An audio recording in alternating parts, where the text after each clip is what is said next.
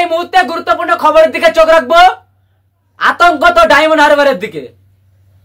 জানো ডায়মন্ড হারবার বলছি, diamond হারবারে MP Abhishek Banerjee দিল্লির পার্লামেন্টে আসে। দিল্লির পার্লামেন্টে গিয়ে এমন একটা ঘটনা ঘটিয়েছে, কি বলছেন আইএসএফ এর প্রার্থী ডায়মন্ড হারবারের মজনুল লস্কর সাহেব।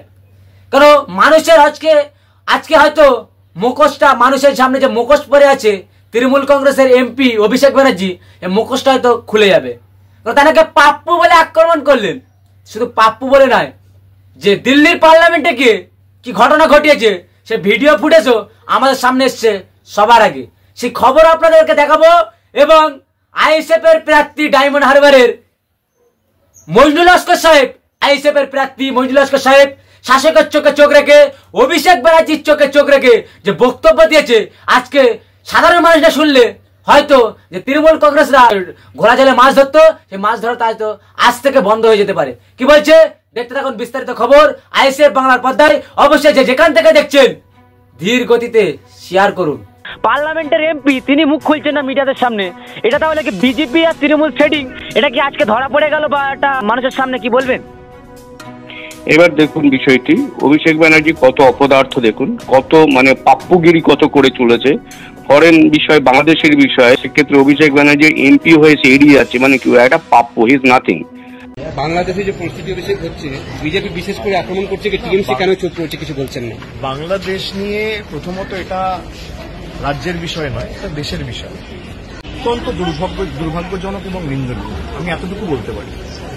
হ্যালো হ্যালো, আপনি কি আইএসএফ এর ডায়মন্ড হারবারের প্রার্থী মজনুল লস্কর সাহেব বলছেন?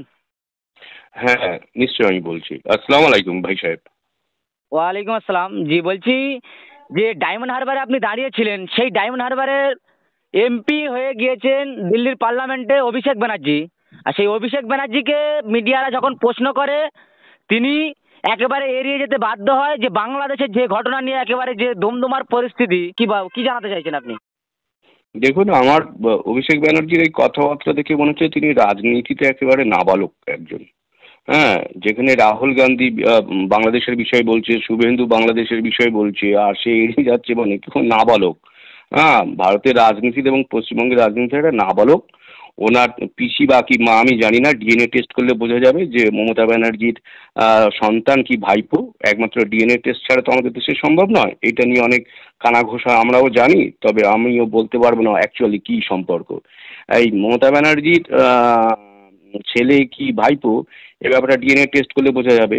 আর একটা জিনিস দেখুন, আপনি বললেন যে পশ্চিমবঙ্গে মুসলিমরা সংখ্যালঘু, কখনোই নয়। আপনি যদি কাস্ট ওয়াইজে দেখেন, পশ্চিমবঙ্গে সংখ্যাগুরু হচ্ছে মুসলিম। 2011 সালের যে সেন্সাস হয়েছিল, সেই সেন্সাসে বলা হয়েছিল যে পশ্চিমবঙ্গে 27% হচ্ছে মুসলিম সম্প্রদায়ের মানুষ। 2011, আজকে 2024, সেটা নিশ্চয়ই আরো বেড়েছে।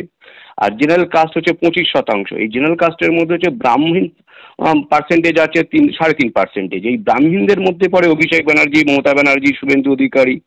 এবার যদি এসসি দেখেন, এসসি কমিউনিটি ওরকম ওই 5.17%, এসটি সম্প্রদায়ের 5.80%, ওবিসি 16%। তাহলে পশ্চিমবঙ্গে যদি কাস্ট ওয়াইজ যদি আপনি জনসংখ্যা দেখেন, মুসলিমরা সব থেকে বেশি, অর্থাৎ সংখ্যাগুরু। সংখ্যালঘু বলে বলে এদেরকে মানসিকভাবে একেবারে ছোট করে রাখার একটা ষড়যন্ত্র।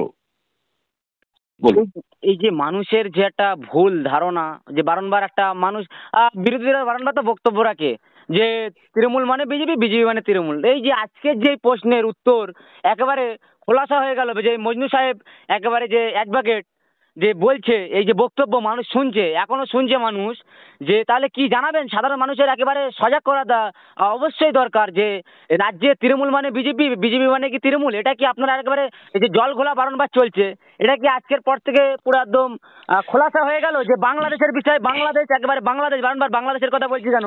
বাংলাদেশের যে ঘটনা, একবার আইন সম্পর্কে তাহলে কি অভিষেক বন্দ্যোপাধ্যায়ের কি জ্ঞান নেই? এই যে এত বড় পার্লামেন্টে, দিল্লির পার্লামেন্টে তিনি গিয়েছেন, তাহলে আইন সম্পর্কে তার জ্ঞানটা কি আছে যে মিডিয়ার সামনে বক্তব্য দিতে পারছে না বাংলাদেশের বিষয়ে? কি বলবেন? দেখুন, আমার যেটা মনে হয়েছে, কারণ উনি ব্যক্তি হিসাবে কোন পর্যায়ে আছে, কিভাবে এডুকেশন নিয়েছে, সেটা আমার বলার বক্তব্য নয়। তবে আমার মনে হয় উনি যে কথাটা বলেছেন এটা বিভ্রান্তিকর এবং মিথ্যা কথা, যে এটা কেন্দ্রীয় সরকারের বিষয়, আমি কথা বলতে পারবো না। তাহলে এমপি হয়ে তো উনি কেন্দ্রের প্রতিনিধি হয়েছেন, কেন্দ্র সরকারের প্রতিনিধি বা পার্লামেন্টের প্রতিনিধি বা এমপিদের কেন্দ্রীয় বিষয়ে প্রতিটি বিষয়ে তারা সুচিন্তিত মতামত রাখতে পারে। সেক্ষেত্রে এই আইনটা ওনার জানা নেই। শুধু এই আইন নয়, বেশিরভাগই উনি আইন জানেন না। উনি একজন পাপ্পু। বাংলার জনগণ যেদিন সত্যি চোখ খুলবে বুঝতে পারবেন তিনি একটা অপদার্থ ছাড়া আর কিছুই নয়। এই তিনি যে একটা রাজনীতির বোঝা। তাহলে রাজ্যের মানুষের লজ্জা আছে, রাজ্যের একটা প্রতিনিধি দিল্লির না, পার্লামেন্টে গিয়েছে, কি বলবেন? যারা রাজ্যের লজ্জা না, রাজ্যের মানুষ ভোট দিয়ে তাকে জিতিয়েছে, তারা দাবি করছেন।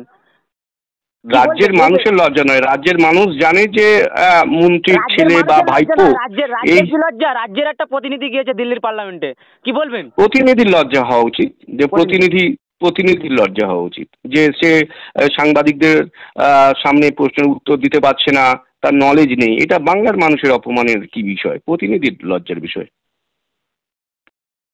কি বলবেন এই যে রাজ্যের যে হাল, এই পরিস্থিতি এবং এই বাংলাদেশ নিয়ে যে একটা উত্তাল হয়ে উঠছে, তাতে একটা এমপির মুখে কথা নেই। তিনি বারংবার সেকেন্ড ইন কমান্ড বলে বারংবার দাবি হয়, সোশ্যাল মিডিয়ায় দেখি। আর সেই সেকেন্ড ইন কমান্ড একেবারে যে ভিজা বিড়ালের মতন তার বক্তব্য একেবারে মিডিয়াদের সামনে থেকে এড়িয়ে যাচ্ছে। এটা কি বলবেন? এটা কি জানাতে চাইছেন? আপনি তো তার বিরুদ্ধে দাঁড়িয়েছিলেন ডায়মন্ড হারবারে। এটা তানাকে কি লজ্জা জানাবেন? তানার কি পাল্টা বক্তব্য দেবেন?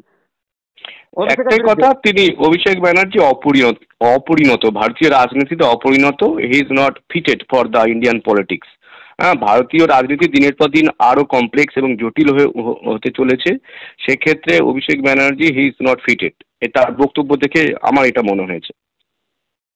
Thank you. বলি দর্শকদের জন্য কি দাবি জানাবেন? দর্শকরা এতক্ষণ ধরে আপনার দর্শকদের কাছে একটাই কথা, বাংলার জনগণের কাছে এবং ভারতীয়দের কাছে একটা, আপনারা যখন সরকারের একটা চাকরির জন্য আবেদন করেন, সে গ্রুপ ডি হোক আর WBCS হোক, IS IPS, আপনাদের জাতি লিখতে হয়, আপনাদের কাস্ট লিখতে হয়, যে আপনি SC ST OBC না মুসলিম লিখতে হয়।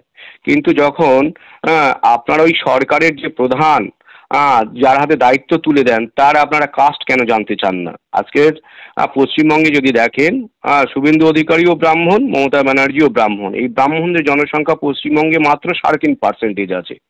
সেই জায়গায় যদি মুসলিমদের জনসংখ্যা যদি দেখেন, তাহলে 27% আছে। SCদের আছে ওরকম প্রায় ব্রাহ্মণদের থেকে বেশি। OBCদের 16% আছে। তবে তারা এই স্বাধীনতার পর 1947 সালের পর থেকে তারা এই ব্রাহ্মণরাই মুখ্যমন্ত্রী হয়ে গেল, যারা 3.5% যাদের প্রতিনিধি আছে বা ভোটার আছে, তারাই কিন্তু বারবার মুখ্যমন্ত্রী হলো। দুর্ভাগ্যের বিষয়, বিহারে মুসলিম আপনার MP হলো, এই মুখ্যমন্ত্রী হতে পারে, আদিবাসীরা মুখ্যমন্ত্রী হতে পারে। ইভেন ঝাড়খণ্ডে শিবু সোরেনের ছেলে আপনার ওই বলুন না যে সোরেন, উনি হেমন্ত সোরেন, তিনি মুখ্যমন্ত্রী হলেন আদিবাসী হয়ে। আজ পশ্চিমবঙ্গে কি হলো? পশ্চিমবঙ্গের মানুষকে গুমরাহ করা হচ্ছে যে এখানেই 3.5% ব্রাহ্মণ তারা রাজনীতি কন্ট্রোল করছে, এবং যারা আদিবাসী বলুন, শিডিউল কাস্ট, শিডিউল ট্রাইব, মুসলিম সম্প্রদায়ের যুবকদের তাদেরকে ঘরে ফেলে মারা হচ্ছে, পুলিশ দিয়ে, প্রশাসন দিয়ে বা তাদের গুন্ডা ক্যাডার দিয়ে মেরে ফেলে দেওয়া হচ্ছে, তারা যাতে রাজনীতিতে না আসতে পারে। ডায়মন্ড হারবার প্রার্থী ছিলাম, ভারত সরকারের পুরস্কার প্রাপ্ত। আপনাকেও অশেষ ধন্যবাদ। আপনি ভালো থাকবেন।